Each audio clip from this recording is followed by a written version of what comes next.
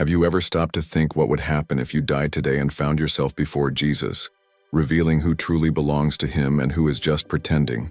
Have you ever imagined that there's a deadline for this revelation, July 15th, when no one will be able to hide anything anymore? In today's video, you'll hear the shocking account of Ethan Caldwell, a Houston executive who died and was ripped from his own body, witnessing fiery marks separating the true followers of Christ from the imposters.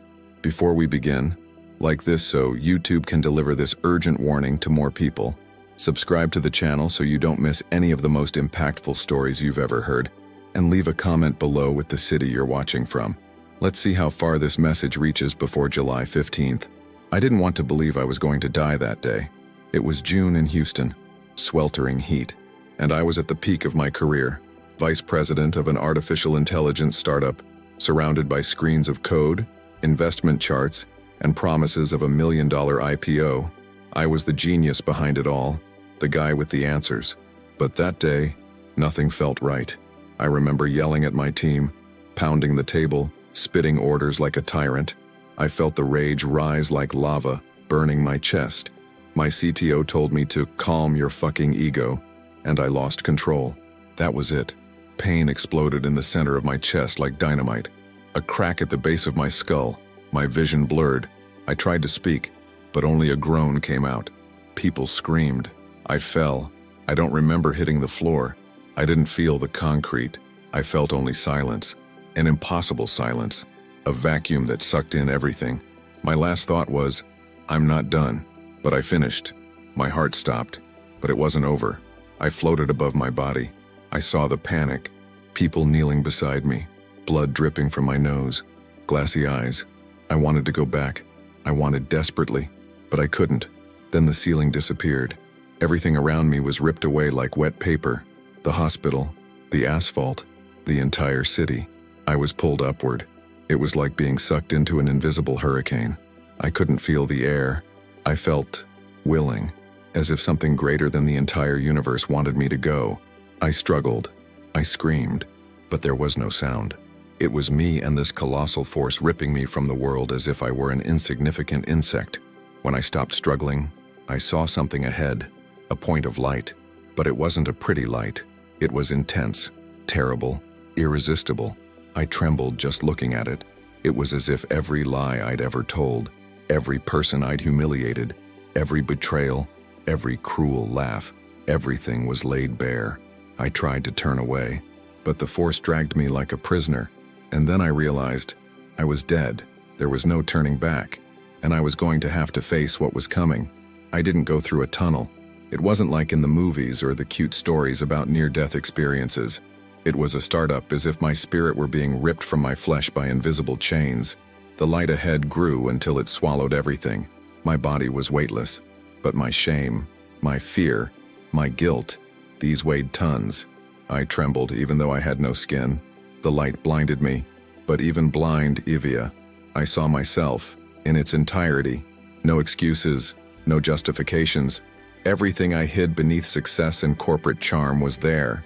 Every betrayal of my wife, every lie told to investors, every employee I humiliated, everything.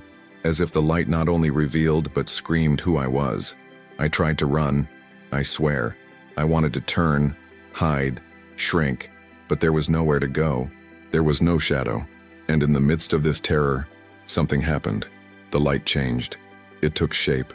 It formed a presence so great that I could not understand it. It was as if the entire air came alive. I fell, or felt like I fell, not because I was pushed, but because there was no other possible response. It was he. I didn't need to ask who it was. My soul knew. Jesus. But not the Jesus from the paintings hanging in my house. Not the cute, cuddly good shepherd from the sermons I never took seriously. It was wholly so pure it hurt, so strong it crushed me inside, so real it made me want to die again just so I wouldn't have to endure being seen. I tried to speak. No words came, only sobs. My soul was bare. No lie worked here. No resume mattered. And he looked at me, with eyes that burned like fire but wept like the sea. And I understood. I was condemned, not by him, but by myself, by everything I had become. and when I thought I could bear no more, he spoke. The voice wasn't sound, it was commandment. It vibrated within me like an earthquake. Listening, a single word, but it was as if my being was split in half. Everything I thought I knew came crashing down. I was beyond argument. There was no defense, only what would come next. When he said listening, I had no choice. It wasn't an invitation, it was a command. And suddenly, everything around me dissolved. The light turned to liquid darkness, but it wasn't empty. It was full of voices, cries, screams, whispered prayers. I heard each one. A mother in Detroit praying for the children who despised her. A boy in Arizona tearing pages from the Bible in anger. A pastor in New York preaching soothing words to keep the donations rolling in. A businessman in Miami swearing he was a Christian while buying the silence of his lovers. Tent heard everything, as if the consciousness of the world was poured into me. And then, amidst all this sound, a voice rose, his, no longer soft, but like thunder that shatters mountains. Before July 15th, everything will be exposed. These words weren't just heard, they were drilled into me. I felt the meaning in my bones. A date, a limit, not a cute event, a brutal divide. Jesus didn't say maybe, he said it will be. I shuddered. I wanted to ask, exposed how? But there was no voice in me, only icy terror. It was then that I saw him raise his hand, and with that gesture, I saw the planet split in half like torn paper. On one side, people bathed in a living light, so pure it was almost painful. On the other, a shadowy mass, writhing like snakes in fire. I saw familiar faces on both sides, pastors, atheists, businessmen, vagabonds, missionaries, criminals. No label mattered anymore. The division wasn't between religious and godless. It was between the that were truly highs and those who only used the name. Look closely, he said. His voice forced me to stare. I saw faces weeping with joy as a living flame branded their foreheads. Others screamed as the light touched them and withdrew, leaving them gray and hollow. This mark cannot be bought. It cannot be imitated. It cannot be inherited. It is mine alone. And before July 15th, it will be visible. My stomach turned. My spirit roared with fear, because I knew I didn't have this mark. I was gray. I was an imposter, and there was nothing I could do to change that at that moment. I trembled like a cornered animal. Jesus didn't soothe me with sweet words. He showed he wanted me to watch until I couldn't bear it anymore. That's when the light changed again. No longer the entire planet, but scenes like open windows into nothingness. Each scene was a stab. First, I saw a man in an expensive suit, preaching to a packed auditorium. His voice was honey. His words drew applause and tears. But when the light pierced him, he was empty. Nothing alive in him, just ambition wrapped in verse. I saw the congregation drooling over his praise, blind to the emptiness. I felt disgust and despair, because I was the same. The second vision was of a black boy in Baltimore, kneeling on a cracked floor. He prayed wordlessly, tears streaming into the dust. When the light touched him, he burst into brilliance as if made of sunlight. Jesus spoke without moving his mouth. The first sign, a broken heart. Whoever does not bow before me will be broken. The scene changed. I saw a young Christian influencer, wearing makeup, smiling, recording devotionals. Likes, hearts, and money flowed to her. But in the back of the room, a demon laughed as she rehearsed lines. I wanted to vomit. Then the light pierced her and everything went out. The second sign, non-negotiable truth. Many will speak of me, but they will mold my words to fit the world. Then came an elderly woman in a trailer in Oklahoma. Her skin was wrinkled, her Bible torn from use. She whispered psalms in a broken voice, clutching overdue bills. The light enveloped her like an embrace. The third sign, living prayer, not empty scripts, but sighs of the soul. The fourth vision was of a group of young people in a musty basement with out-of-tune guitars. They laughed, cried, prayed together, and shared a piece of bread. As the light fell upon them, flowers sprouted from the cracked ground. The fourth sign, fruits of the Spirit, love that bleeds, joy that endures, peace that doesn't sell. Finally, I saw a huge crowd, many with Bibles, singing hymns, but most had clean foreheads. Only a few had flaming marks. Those without were being swallowed by shadows like black serpents. The fifth sign, My mark. Invisible now. Inescapable soon. I cried.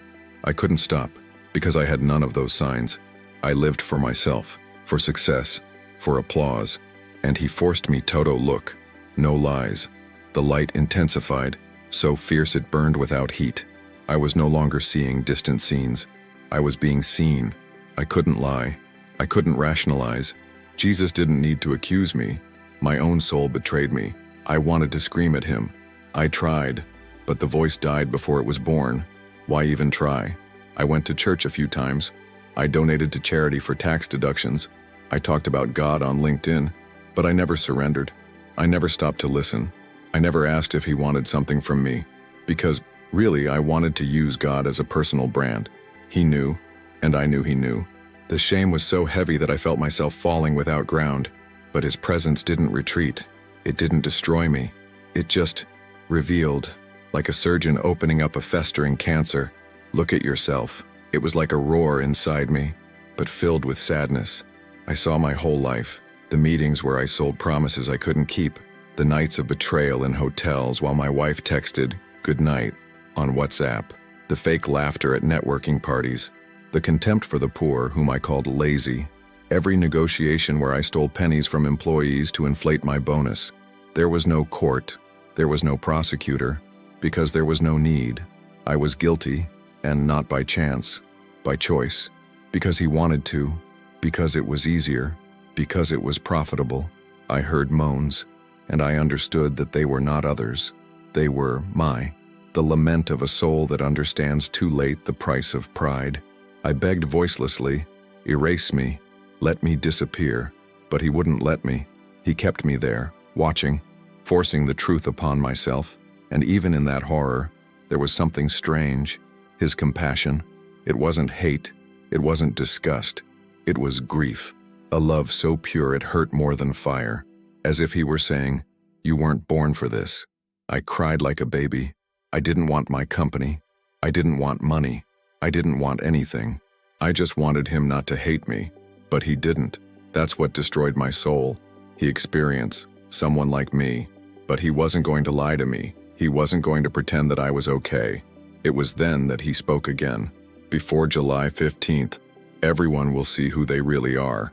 Those words echoed like a hammer on a bronze bell. Before July 15th. It wasn't an abstract prophecy. It wasn't a riddle that could be spiritualized forever. It was a data, a limit, a deadline. In that instant, the entire universe seemed to hold its breath. There was no more noise of voices, of crying, of lamentations, only anticipation, as if even the angels were waiting for what he would say. I trembled, even without muscles. I trembled with pure terror. Before July 15th, when the veil will fall, his voice was deep, pained, like a father who needs to deliver terrible news. There will be no more disguises. There will be no more half-truths. There will be no more comfort in illusion. And I saw, oh God, Iwe, the earth appeared before me, not as a beautiful blue globe, but as a spiritual battlefield. Fancy churches, with spectacular lights, filled with smiling, hands-raising people. But when the veil fell, half were covered in pitch-black shadows. The voices that had once sung praises began to hiss like serpents. I saw pastors in expensive suits spitting black fire while their congregations clapped, mesmerized. I saw humble homes where families gathered around a torn Bible.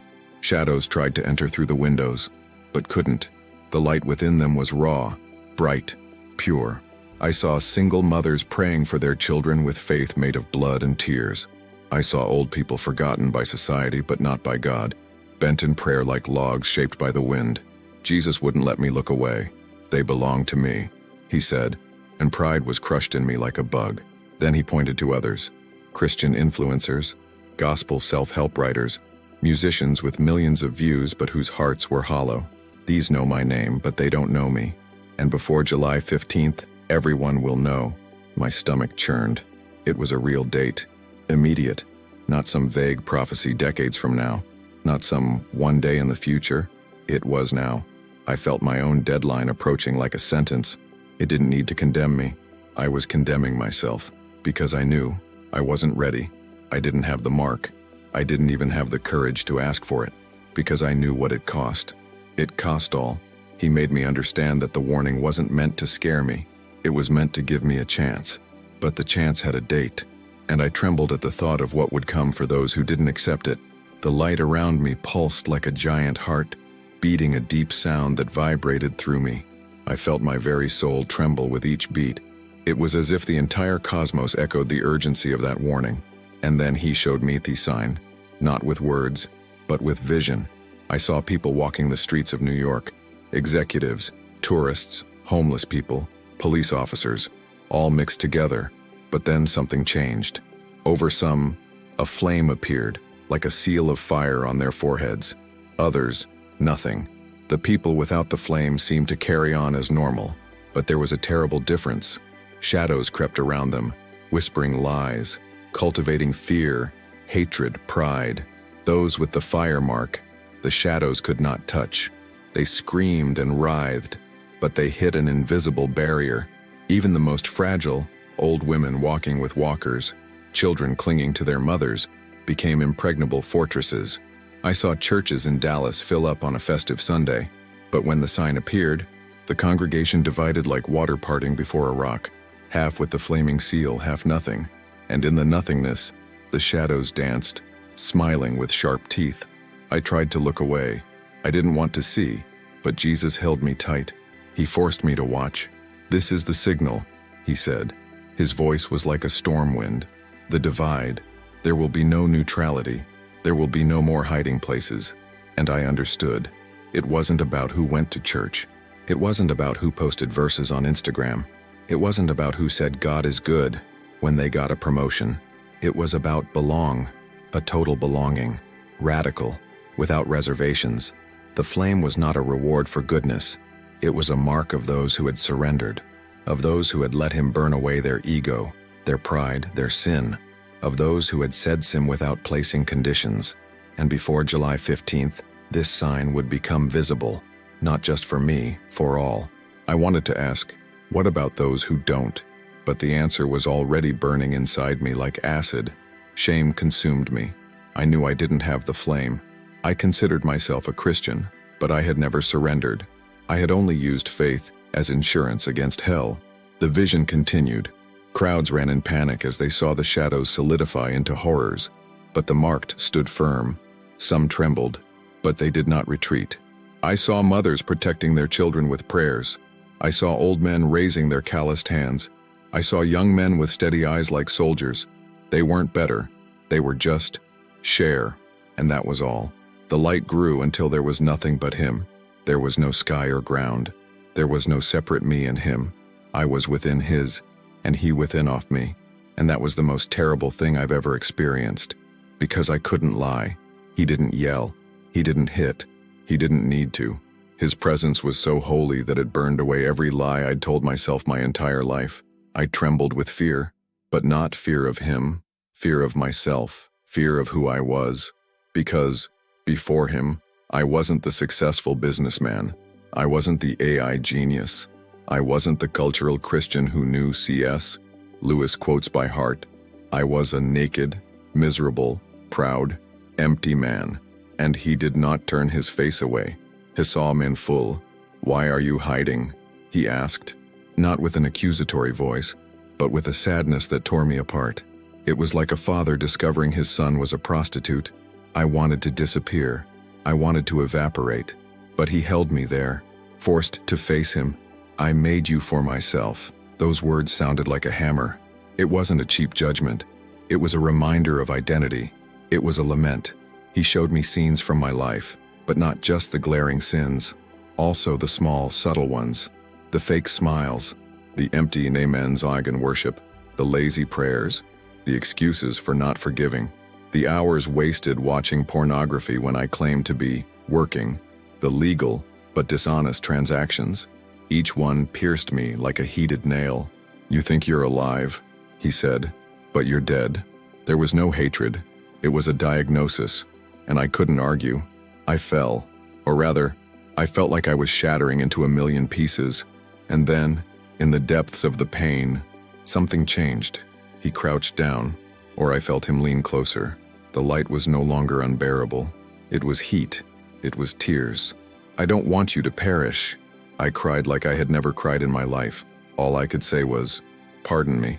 But even that was weak, selfish. I wasn't asking for forgiveness out of love. I was asking to escape punishment. He knew, and yet, he didn't reject me. Before July 15th, everything will be revealed, not to condemn you, but to give you choice. You will no longer be able to hide behind religion, or good works, or silence. I will show you who is mine and who is not. I understood. It wasn't a threat. It was mercy, a chance, but with a deadline. After he spoke, there was a silence so heavy it felt like it had mass. It was as if the universe held its breath. The light around me became liquid, thick, pressing against my chest, forcing every memory, every fear, every desire to the surface. I couldn't think anything. I was completely exposed. I saw before me two crowds. On one side, people with the mark of fire burning on their foreheads. They weren't stained glass saints. They were dirty, weak, weeping, trembling, but steadfast, enlightened from within by something that wasn't their own. They clung to him like someone clinging to a plank at sea. On the other side, I saw the unmarked masses. They laughed. They mocked. Some recited mechanical prayers. Others spouted dead theology. Some shouted social justice slogans without real mercy. Others piled money while swearing they were blessed. I saw television preachers spewing verses as ammunition to extract tithes. I saw young people posting biblical quotes while having sex with strangers without even remembering their names. I saw myself there, or who I was. I wanted to cover my ears, but I couldn't, because I could hear the whispers. The shadows curled around the unmarked. They said, "You are good. You deserve it. God understands. You don't need to change. He loves you, just the way you are." And every word was sweet poison. Jesus forced me to look. "They think they're safe," he said, impossible pain in his voice. "But I don't know many of them." The words crushed me.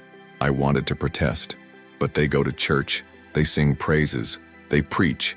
He looked at me, not with anger, but with star-shattering sadness. I didn't ask for performance, I asked for heart. The light around me trembled, and I saw July 15th written in the sky, not in ink, in fire, burning the date into eternity. "That's the deadline," he said. "After that, there will be no more doubt. Everyone will be exposed. Everyone will choose. There will be no more disguises. Those who are mine will shine. Those who are not will be lost." I cried. I sobbed. I asked for help. I asked for forgiveness. I asked for time. He looked at me, and there was hope in his eyes, but also an unshakable solemnity. "There is still time," he said, "but not much." And I understood as clearly as death itself. This wasn't about fear. It was about truth. A truth that tears.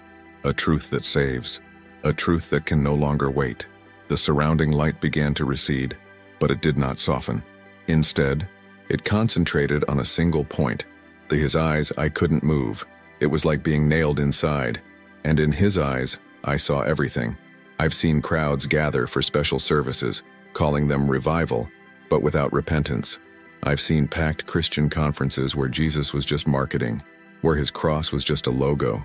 I've seen worship leaders more concerned with likes than saving lives. I've seen believers say, "Amen," to avoid appearing cold, but whose hearts were ice. And in the midst of it all, I saw simple people. I saw a father washing dishes in a cheap Atlanta diner, praying quietly between customers. I saw a teenager in Albuquerque on her knees in her room, in tears because she wanted to be his even if she lost all her friends. I saw an elderly woman in a Kansas City trailer, hugging a Bible with missing pages, saying, "I love you," to him as if it were the only thing she had. These had the mark, flaming, alive, impossible to ignore. And he spoke, and every word made me shiver inside. "These are mine, not by merit, but by dedication." I saw the shadows stir, howling, trying to claw at these people, but they couldn't. The flames protected them, but I also saw others, countless, people who thought they were saved, who talked about him, who preached about him, who gave money in his name, but they had no spark. When the shadows came, they nestled within them, whispering sweet lies, dragging them into the darkness. I saw panic. I saw denial. I saw the wide eyes of those who understood too late, Before July 15th, the veil will be torn, he said, and everyone will see. There will be no more excuses. There will be no more deception. My spirit trembled like a leaf in a hurricane. I wanted to say, then tag me now, but he silenced me with his gaze. A brand is not bought in desperation at the last minute. It is forged in surrender, in the abandonment of self, in the relinquishment of control. Are you willing? The question wasn't gentle. It was like a blade. It divided me, because the truth was, I still wanted the world. I still wanted control. I still wanted applause. And he knew. Then he spoke with the authority of one who sustains galaxies. Choose, and let them know, because after July 15th, there will be no turning back. And I understood. I wasn't there to be comforted. I was there to be warned, and to warn. The vision closed. The sound faded, but the fire of those words continued to burn within me. If you liked this beautiful spiritual testimony, leave a like, comment your impressions, subscribe to the channel, and don't forget to activate the notification bell to watch each new video and help us spread this message to a greater number of people. Until next time.